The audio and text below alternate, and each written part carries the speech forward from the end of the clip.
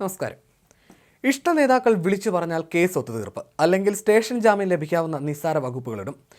കഴിഞ്ഞ ദിവസം പോലീസിന്റെ നിഷ്ക്രിയത്വം ചോദ്യം ചെയ്ത് ദൃശ്യങ്ങൾ ക്യാമറയിൽ പകർത്തിയ ഡിവൈഎഫ്ഐ പ്രവർത്തകനെ വെറുതെ വിട്ടു. ഒപ്പമുണ്ടായിരുന്ന മറ്റൊരു യുവാവിനെ ജാമ്യമില്ലാത്ത വകുപ്പുകൾ ചുമത്തി ജയിലിലടച്ചു.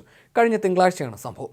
വെച്ചശ്ശേരി നല്ലോലപ്പൊയ്കയിൽ ഷിജോയ്ക്കെതിരെയാണ് പോലീസ് കേസെടുത്തത്. നഗരത്തിൽ ഗതാഗതക്കുരുക്ക് വർദ്ധിച്ചതോടെ ദുരിതത്തിലായ നാട്ടുകാരാണ് പോലീസിന്റെ നിഷ്ക്രിയത്വം ചോദ്യം ചെയ്തത്.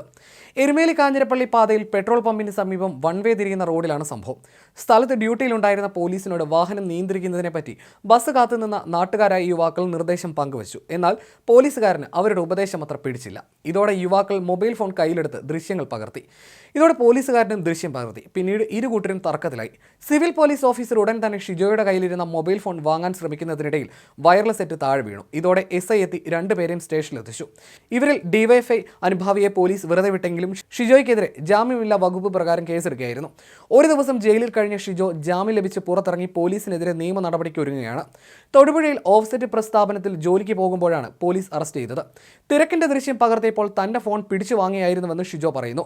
മണ്ഡലകാലത്ത് എരുമേലിയിൽ തിരക്ക് കുറവായിരുന്നിട്ടും സംഘർഷഭരിതമായിരുന്നു. ഇതേപോലെ രണ്ട് നീതിയാണ് എരുമേലി പോലീസ് സ്റ്റേഷനിൽ ലഭിക്കുന്നത്.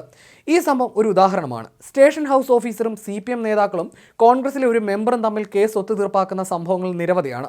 കുറ്റകൃത്യങ്ങൾക്ക് പിന്തുണ കൊടുക്കുന്ന നടപടിയിൽ വ്യാപക പ്രതിഷേധവും ഉയരുന്നു.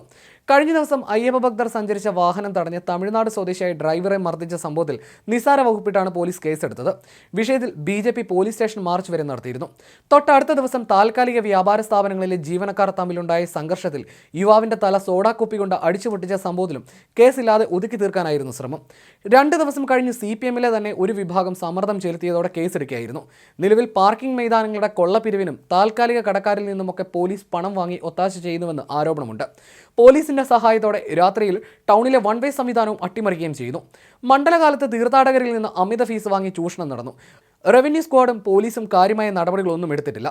മകരവിളക്ക് കാലത്ത് തിരക്ക് വർദ്ധിച്ചാൽ ഇതുപോലെ ചൂഷണവും സംഘർഷവും ഒക്കെ പതിവായി മാറുകയാണ്.